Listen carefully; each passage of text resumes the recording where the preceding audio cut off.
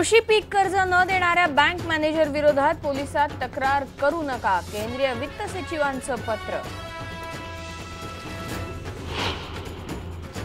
एक्सप्रेसवेच्या दुरुस्तीचं काम उद्या सुरू होणार, छोटी वाहनं पर्यायी रस्त्याने वळवणार, फक्त जड वाहनांना होऊ शकतो त्रास।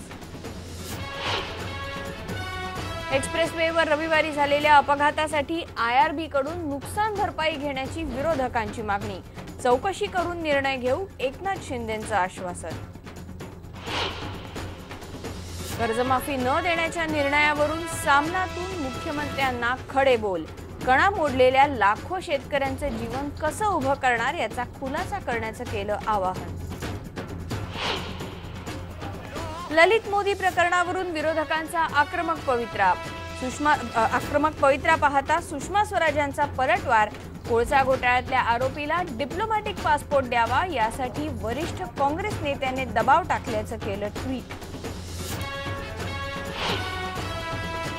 मुंबई विद्यापीठाचे कुलगुरू संजय देशमुख मनसे अध्यक्ष राज ठाकरेंच्या भेटीचा कोणताही वेगळा अर्थ काढू नये, कुलगुरूंचं स्पष्टीकरण। आणि अकलूजमध्ये उत्साहात पार पडलं तुकोबांचं गोल रिंगण, काही वेळातच सदाशिवनगरमध्ये होणार माऊलींचं रिंगण।